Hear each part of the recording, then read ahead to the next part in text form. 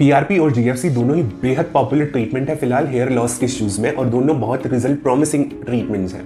लेकिन दोनों के बीच में क्या बेसिक डिफरेंस है ये आपको पता होना चाहिए, तो आप ट्रीटमेंट कौन सा ऑप्ट करना है इससे अच्छी तरह से सेलेक्ट कर पाएंगे।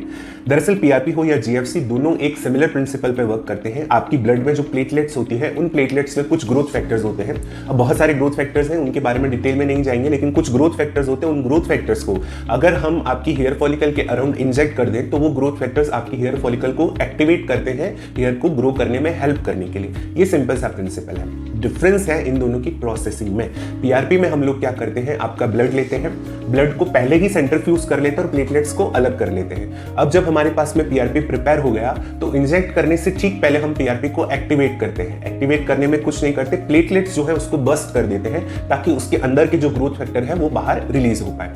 जबकि जीएफसी में हम लोग क्या करते हैं कि आपका ब्लड कलेक्ट कर लेते हैं, सेंट्रीफ्यूज करने से पहले हम उसे रेस्ट करते हैं और उस रेस्टिंग पीरियड के दौरान ही हम प्लेटलेट्स को बस्ट कर लेते हैं और ग्रोथ फैक्टर्स को रिलीज करवा देते हैं। फिर सेंट्रीफ्यूज करते हैं और ग्रोथ फैक्टर्स को कलेक्ट करके फिर हम इंजेक्ट करते हैं। अब पीआरपी जो है टेक्निक सेंसिटिव हो जाता है। पीआरपी को बनाना काफी टेक्निक सेंसिटिव काम हो जाता है, क्योंकि प्लेटलेट्स को हमको एक पर्टिकुलर टाइम पे बर्स्ट करना है। ना तो वो पहले डैमेज होनी चाहिए और ना वो बाद में डैमेज होनी चाहिए। जब हमें पूरा पीआरपी मिल गया अच्छे अमाउंट में, उसके बाद ही उससे में प्लेटलेट्स को बर्स्ट होना पड़ेगा, तभी आपको रिजल्ट्स अच्छे मिलेंगे। इसलिए ये चीज काफी टेक्निक सेंसिटिव हो जाती है। इसमें टेम्परेचर का बहुत वैल्यू रहता है।